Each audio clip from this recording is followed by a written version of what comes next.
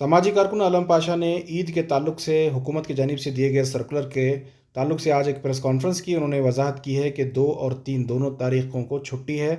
ईद किसी भी दिन मनाया जा सकता है। ये जानते हैं आलम पाशा क्या कह रहे हैं। मेरी अपील है, रिक्वेस्ट है मुसलमानों से, अभी जो सरकार से डीपीआर का जो गज़ेट ऑर्डर बना, जो गज़ेट में 2 तारीख मई यानी पीर के दिन का ईद का ऐलान किए हैं, बगैर इनका एरर भी होगा। कैलेंडर को मानते हैं और हमारा ही कैलेंडर में देखते हैं। ये मून कमेटी और सऊदीया और बॉर्डर्स का, ये मून का इनको तमाम पता नहीं है। बगैर पता के दे दिए। हमें 3 तारीख यानी मंगल के दिन ईद होती है, हमारी मून कमेटी बोलती है कर्नाटक के आलिमों की, तो यही मानेंगे हमें।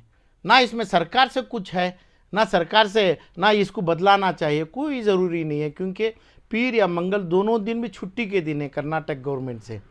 और तो सवाल है हमें कब करना, हमारी जो मून कमेटी का जो डिसीजन होगा उसी तहत हमें पूरे तमाम मुसलमान कर्नाटक में ईद उल फितर करेंगे, खुशी मनाएंगे।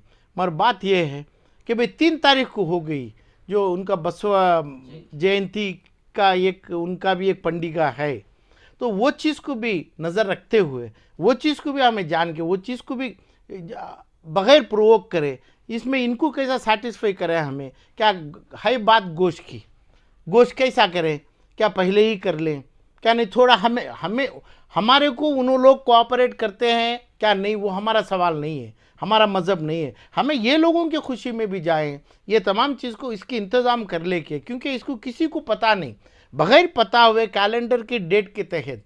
मगर इसका डिसीशन, इसका ऐलान हमारे अमीर शरिया मून कमेटी कर्नाटक के और सऊदीया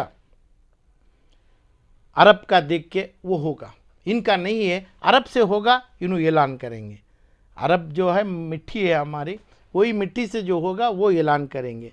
मगर बात जो मुश्किलात होगी हमारे को, जो बसवा जयंती की 3 तारीख की, तो ये चीज़ों के लिए कोई गड़बड़ नहीं सो कोई, क्योंकि अब इनकी भी वो खुशी का है, हमारा भी है, तो हम ना कई रास्ते हैं कर लेने के लिए, और हमें अच्छे जाना है बगैर इसे इशू बनाए। कुछ भी नहीं है उसको इशू बन रहा है।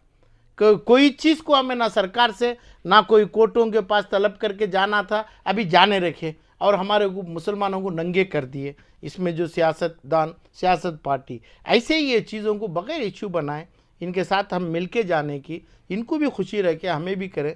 हमारे को रास्ता है, पहले ही दिन हमें गोश्त का फ़रोग कर लें या दूसरे तमाम चीज़ों से कर लें।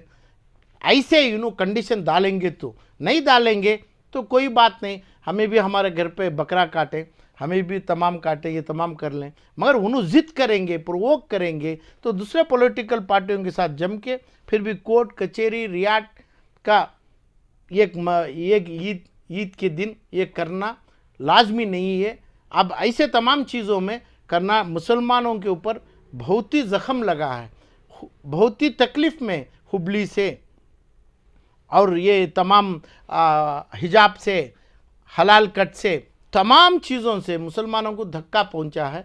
ये पहुंचाने वालों में कई लोग, पॉलिटिकल पार्टी प्रोवोकेटिव एक पार्टी होती है, इसको झंडा बना के सिर्फ मुसलमान का झंडा उठाने के दूसरे 4 पॉलिटिकल पार्टी होते हैं। ये तमाम चीज़ों से बच के हमें ये लोगों से मिल के जाने के लिए यूनिटी भी हमें भी इज़हार करेंगे। ये तमाम का इंतज़ाम हमें पीर के दिन कर लेंगे, यानी वो चीज़ की इनकलाबी और फला इसमें मिस इंटरप्रिटेशन ये तमाम करना ज़रूरी 4 पॉलिटिकल पार्टी है वो शुरू करेंगे। मगर हमें ईद के नाम से, ईद के दिन ये तमाम चीज़ों को छोड़ के अच्छी ईद, गोश्त पहले दिन या उसी दिन, उसमें हमारा कोई डिस्प्यूट ना रखें, हमें ईद मनाएंगे।